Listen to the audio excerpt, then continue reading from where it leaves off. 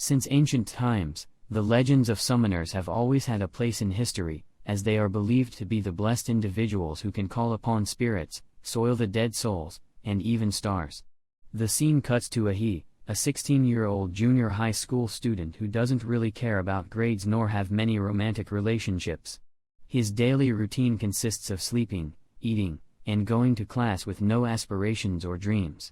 He possesses a particular skill that he has honed since childhood: cooking. One day, as he's in the kitchen cooking, he notices the radio frequency glitching. Turning to investigate, he sees a purple portal open up right in front of him. To his amazement, a woman with purple hair and red eyes emerges from the portal. Audrey's eyes widen as he watches the woman shrink down in size and catch the bull before it hits the ground. Upon asking, the girl in question introduces herself as Dora. Still in shock and disbelief, he throws Dora out the door, convinced he's hallucinating. He paces back and forth, trying to make sense of what just happened. However, upon returning, he finds Dora back in his house casually eating from a pot he had just cooked. After throwing Dora out of the window once again, he is left in a state of bewilderment. While he is attending class, Dora interrupts him with an offer to enter into a contract, which irritates and distracts him. Frustrated, he abruptly leaves the classroom and asks Dora to leave, but she warns him that if a summoned spirit is abandoned by its master without signing a contract, it will wander the world like a ghost for 100 years until it fades away. Dora goes on to explain to Ahi that everyone in the world has the potential to summon spirits, but only a few awakened individuals can master the power and become summoners who have the power to both destroy and save the world. With a newfound understanding of the situation, Ahi signs the contract with Dora. She opens her wings and takes Ahi flying with her. However, the flight leaves Ahi injured. Dora then reveals a glowing light of fireflies that have a slow healing effect, which soothes Ahi's pain as they return to his house. As the news channel reports on a mysterious flying man spotted in the city, Ahi and Dora are attacked by a carnivorous plant. Unable to use her powers without her summoner, Dora is consumed by the plant. Desperate to save her, Ahi sets out to find the plant and rescue Dora, tracking Dora's presence through his senses. Ahi arrives at a concert where he senses the plant's energy. He is able to free Dora, and they escape, but not before he catches a glimpse of the girl controlling the plant. Ahi identifies the black rose symbol on the girl's earring as the crest of the influential aristocratic family of their high school, wondering about the girl's power and abilities to control the spirit from a distance. Ahi shares his observations with Dora. Meanwhile, back at school, the principal speaks with the summoner girl and her spirit about not holding back and showing their full potential. He promises to be there if anything goes wrong and wants to see what they're capable of. Later in class, the summoner girl sneaks a letter onto Ahi's table before quickly leaving. As he reads the letter, he realizes it's an invitation to meet her in the woods the following night. As Ahi walks towards the woods, he notices the trees parting to create a path for him, which leads him to the summoner girl and her plant spirit. The girl attacks Ahi and Dora with her secret weapon, forcing them to defend themselves. Dora tries to find a weapon while Ahi tries to resist the girl's powers. The summoner girl then summons an enormous tree that attempts to crush Ahi and Dora. However, Dora pulls out her blue treasured weapon to defend them. The summoner girl continues to control the tree, but Ahi uses the blue treasured knife to take it down. Later that night, Hannah introduces herself and informs Ahi that she will be monitoring him and Dora around the clock. As she hands Ahi a black rose, Hannah leaves. The next day, Ahi is in class when a giraffe surprisingly pokes its head inside the classroom window. As he and Dora flee from the classroom, they notice more animals rampaging through the streets, including llamas, leopards, and rhinoceroses. The news on a building screen confirms their fears that the animals from the downtown zoo have escaped and are causing chaos in the city. The news reporter urgently announces that the city has entered a level 1 state of emergency and advises everyone to quickly make their way to the nearest evacuation center. As chaos erupts with an animal stampede, he spots a cat girl wearing a hoodie and rushes to her aid. He pushes her out of harm's way but notices that she is accompanied by Meow, her cat. In an attempt to take Meow with him, the cat girl fiercely strikes at Ahi, causing Meow to run back to her. As Ahi struggles to make sense of the situation, Dora warns him to be careful as the cat girl's behavior is far from ordinary. As the chaos continues to unfold, Hannah observes the scene from a nearby rooftop and decides to intervene using her extraordinary powers. She swiftly captures the loose animals with roots and vines, but the cat girl strikes back in an attempt to free her animals. She unleashes the might of bears, and Hannah responds by summoning her giant tree to fight back. As the two powers clash, Ahi and Dora work together to try and stop the battle by unleashing Dora's blue chains. Meanwhile, Ahi manages to locate the summoner Meow, and the cat girl turns out to be a summoned spirit. Ahi tends to Meow's injury sustained during the battle by wrapping her wounds with bandages. The cat girl reveals to him that even animals can be summoners and that she is searching for her brother, whom she tracked to this city. Unbeknownst to them, a crow spies on their conversation from a nearby tree branch and reports back to a white-haired man. The following morning, a group of men dressed in black suits and green skins arrive at Ahi's doorstep, inviting him to Missy's residence for dinner. They forcefully drag him onto their helicopter, and Ahi, Dora, and Meow find themselves landing at the grand mansion. To their surprise, Hannah is already waiting for them at the helipad, and they all proceed to enter the mansion's opulent hallway. Upon entering the room, Ahi, Dora, Meow, and Hannah meet Hana, Harlan's granddaughter, who proceeds to share with them the legend of the single crystal that contains all spirits, thought to be both a god and a devil. Harlan explains that in the past, summoners have waged countless wars over the crystal. He goes on to reveal that summoners have been divided into two camps since ancient times. One camp, known as the Watchers, believes in allowing nature to run its course and protecting the balance of the world by passing down the power of nature. The other camp, known as the Destroyers, seeks to snatch up all summoner powers by any means necessary, including killing, invading, and seeking to take over the world with their endless desire. After explaining the history of summoners, Harlan tells Ahi that he must choose his side.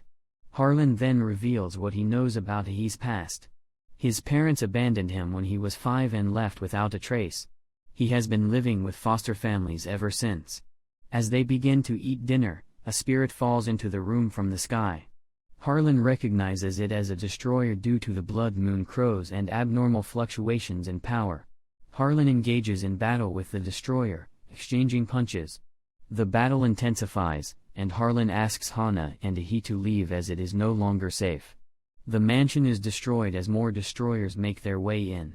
Amidst the chaos, a blonde destroyer battles with Hana while Meow spots her long-lost brother among the destroyers. Hannah summons her tree to fight the blonde destroyer, but the blonde destroyer's spirit attacks the tree from behind, leaving Hana with injuries. Another dark-haired destroyer holds Hannah's throat from behind with her sword and slits it, making her fall to the ground. Harlan immediately uses his healing powers to heal Hannah's wound from afar, but Meow's brother strikes at his stomach from behind, and the blonde destroyer shoots Harlan in the head, summoning his greatest spirit power, a blue dragon that begins to strike back at the destroyers. Harlan's life comes to a tragic end as a destroyer sucks his soul, completing their objective as they fly away.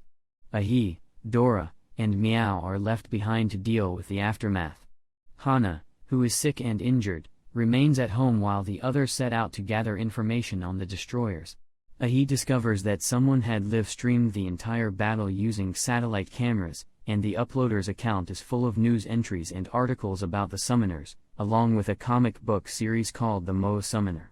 Ahi suspects that the user behind the account is a summoner, so the group sets out to find her at the book signing event held by the writer, a blonde girl named Glasses. Glasses announces her presence over the microphone, and Ahi disguises himself with glasses and a mask to remain incognito. He approaches her to buy all of her comic books, and as soon as she sees Ahi, she recognizes him and also notices Dora concealed in a nearby garbage can and Meow perched on a tree branch. Enraged, Dora seeks revenge while Meow is bewildered about her brother's connection with the destroyers. She reveals how she has been keeping an eye on the 4 suspicious targets from the start and shows Dora and Meow her tracking devices that can emit high-frequency sonar pulses and scan anything within 300 meters, even mosquitoes. Suddenly, an explosion occurs beside them, triggering a grade A alarm on the device with a warning of the 4 targets armed with unknown weapons. With the targets closing in on them, they start running, and she uses her device to call her car. They end up jumping from the bridge to make their escape. As they try to escape from the targets, Stan drives the car using her phone. The pursuers are 4 black spirits, mechanical in nature, and belonged to the organization she had tried to hack into.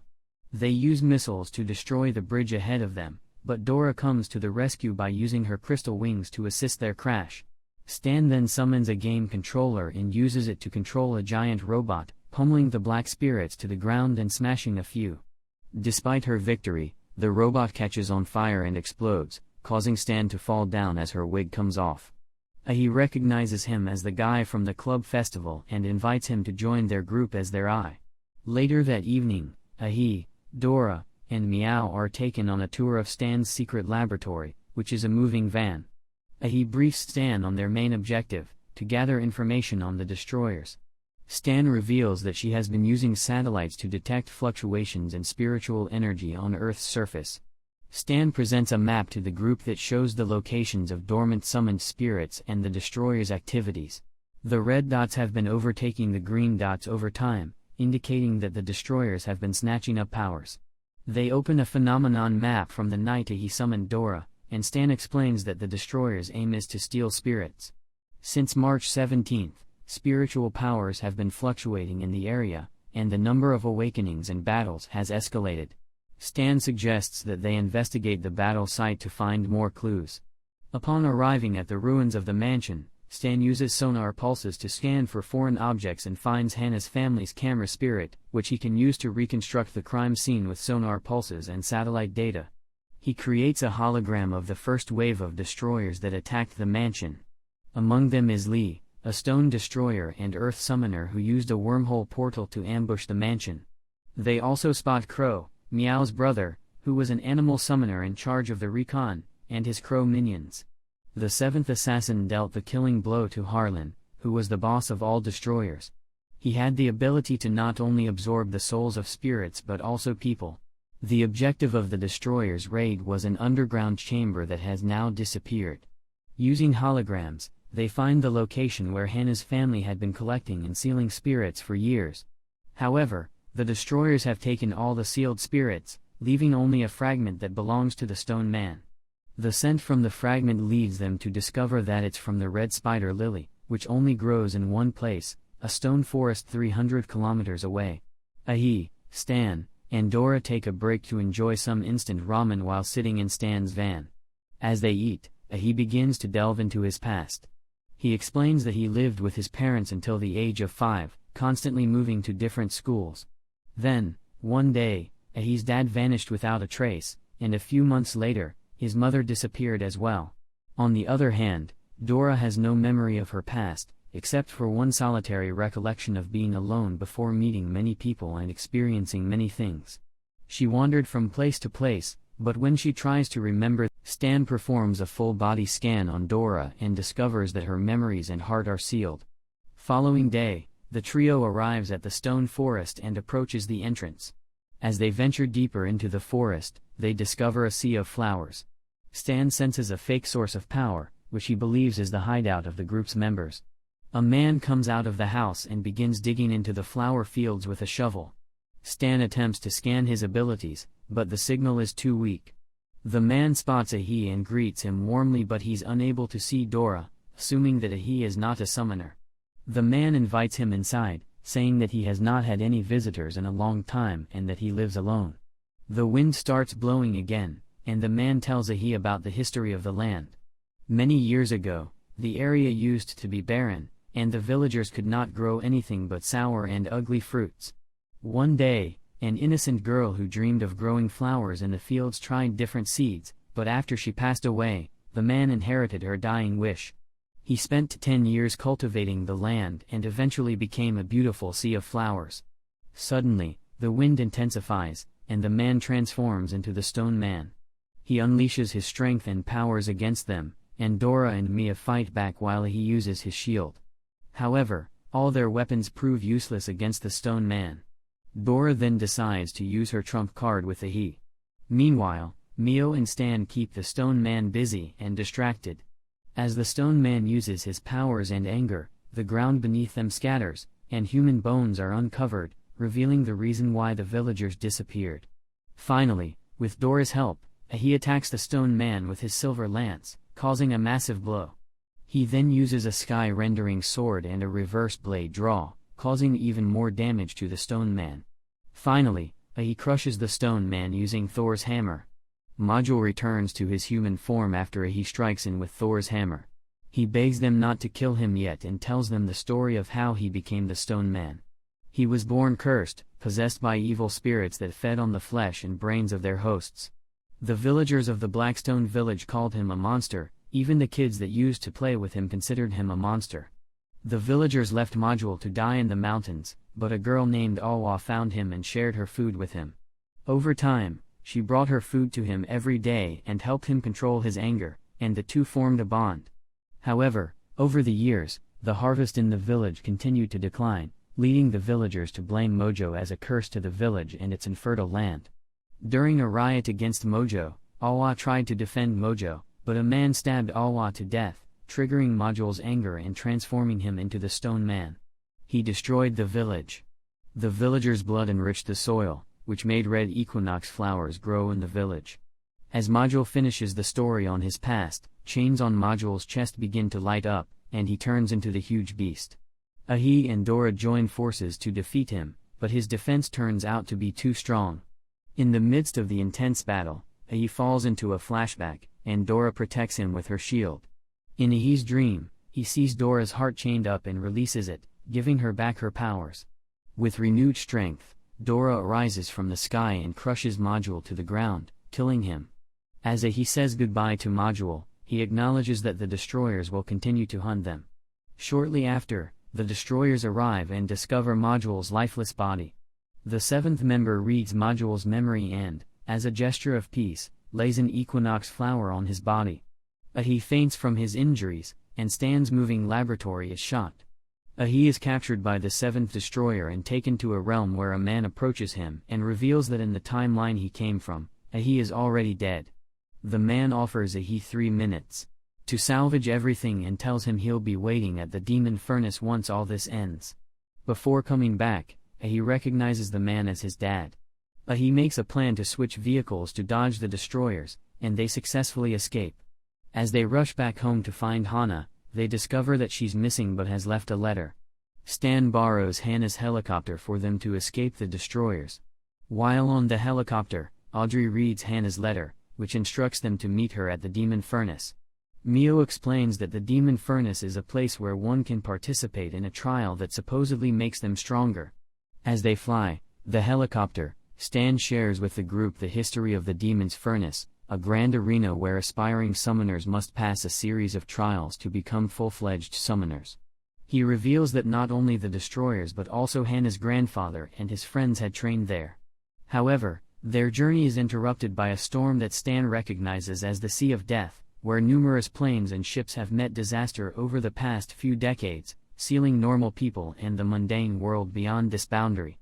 Despite this, they manage to make it past the storm, only to be attacked by a female destroyer who strikes at them inside the chopper, breaking it in half. Stan quickly transforms the helicopter parts into a robot. As they face off against the destroyer, however, more destroyers soon intervene, and the robot crashes down.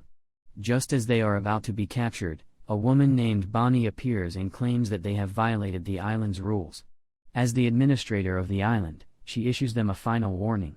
At the demon furnace, Bonnie begins to announce the rules of the island, starting with rule number 1, no killing outside the arena. Upon hearing this, the leader of the destroyers decides to honor the rules and depart with others. After Bonnie leaves, Ahi, Stan, Dora, and Mio begin to trek towards the island, feeling exhausted and famished. As they trudge along, a man named Richard approaches them, riding on a lizard, and offers them a ride. During the ride, Richard talks about the demon furnace and how there are only rules with no good or bad.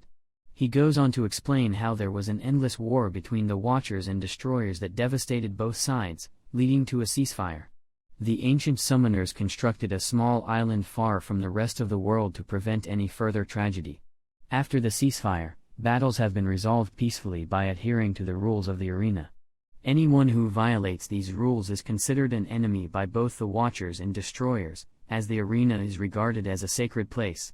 Richard guides Ahi, Stan, Dora, and Miawu to a pub entrance where they are provided with the demon furnace's top-quality medicinal spring water.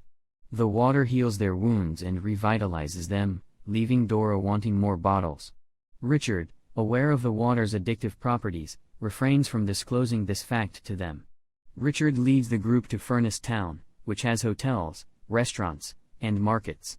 However, it is also known as Losers' Town, as only those who have lost everything in the demon furnace seek to make money to buy a ferry ticket out.